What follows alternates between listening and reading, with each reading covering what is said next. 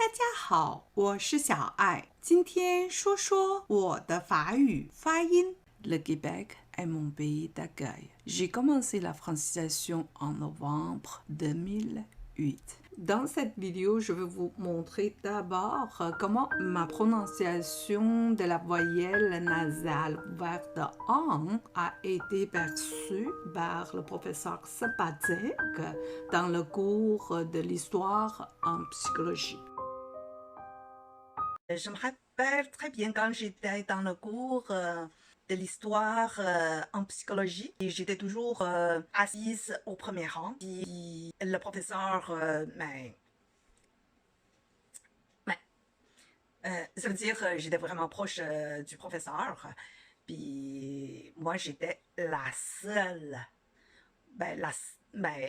la seule personne d'origine chinoise. Puis dans ce cours, il y avait autour de 100, minimum 120 étudiants. Donc, je crois que pour le professeur, il était un peu surpris. Dans son cours, il y avait une chinoise, puis aussi une chinoise moins jeune. Puis quand il a vu que j'ai acheté le livre pour le cours, il m'a demandé c'est combien que j'avais payé pour ce livre. Mais je lui dis j'ai payé, je pense, j'ai acheté un livre usagé, donc c'était autour de 70 $. Je pense que c'est ça. Puis lui il dit ah, c'est pas si cher. C'est pas si cher dans le sens que si c'est un livre, c'est un livre neuf, puis ça coûtait peut-être 120 $. Donc quand il m'avait dit que ah, c'était pas si pire, mais moi je dis quand même.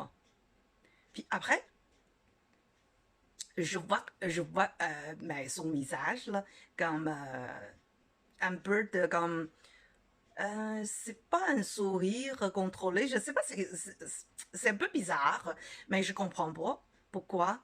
Et après, je comprends.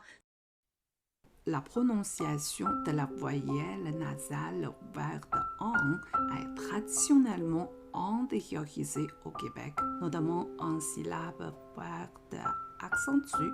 Si la réalisation antérieure en est encore bien courante en français québécois contemporain, elle cohabite de plus en plus avec la réalisation postérieure en qui semble gagner du terrain dans la province, en particulier dans la région de Montréal. Après que j'avais fait mon cours en phonétique, puis j'ai compris que, parce que j'ai quand même, j'ai produit comme le français québécois, puis je dis quand même.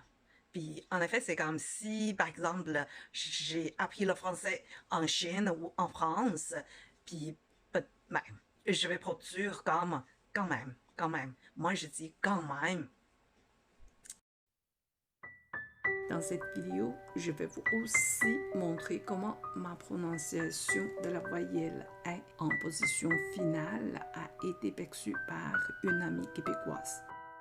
Une autre histoire, c'est j'étais avec un enfant de 3 ans, puis j'étais en train de jouer avec lui, puis je pense qu'il avait 3 ans.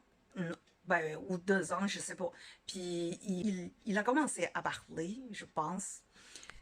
Alors, j'ai voulu comme lui montrer c'est quoi la couleur, jaune, rouge, vert. Mais je dis au garçon, là, à cet enfant, je dis, ah, ça, c'est la couleur vert. Tu comprends-tu? Je dis, c'est la couleur vert. Puis sa mère, elle riait. Puis elle a répété ce que j'avais dit, vert, vert. Mais aussi, c'est après que j'ai fait mon cours phonétique, j'ai compris C'est un trait phonétique du français québécois. En français standard ou en français international, la voyelle est une voyelle antérieure mi-ouverte. Par contre, j'ai produit cette voyelle avec une plus grande ouverture de ma bouche, donc c'est un autre trait phonétique du français québécois qui peut indiquer le statut social et économique. En se basant sur l'hypothèse de la période critique, on se pose la question, est-ce qu'on peut apprendre une langue seconde après 12 ans, c'est-à-dire à l'âge adulte? J'avoue que apprendre une langue, c'est pas facile pour une personne plus âgée, moins jeune. Mais, comment je dis, c'est faisable.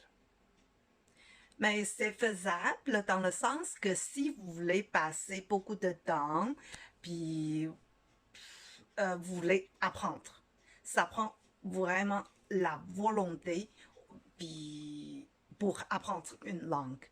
Mais pour moi, j'ai commencé à apprendre le français quand j'avais 43 ans. Je ne pense pas, j'étais jeune. Alors, j'ai eu beaucoup de problèmes dans mon processus d'apprentissage parce que j'ai eu beaucoup de préjugés parce que je suis d'origine chinoise. Je me rappelle très bien quand j'étais dans un cours de francisation, le professeur, puis mais il a dit, juste devant moi, puis il a dit au directeur du programme, il dit, mais là, les Chinois, ils parlent pas le français, là. Moi, j'étais là.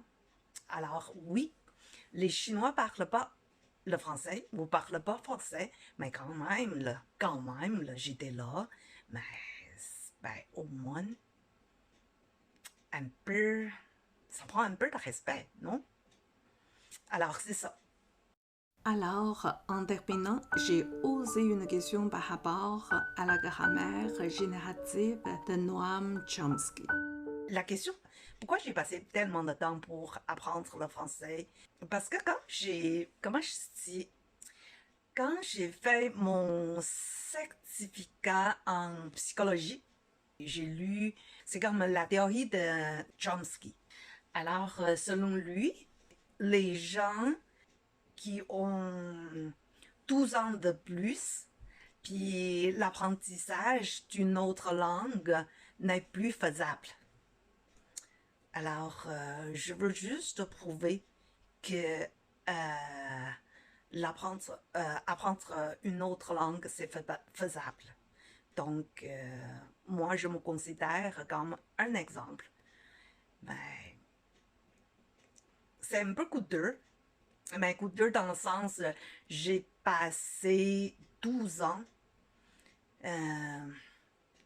juste pour améliorer mon français, Alors, je pense pas mal de ça. Je veux vous raconter.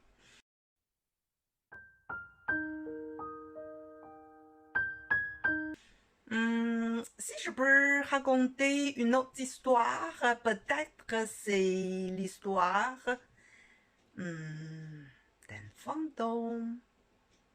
Pourquoi un fantôme? Ah, fake news! Je m'amuse.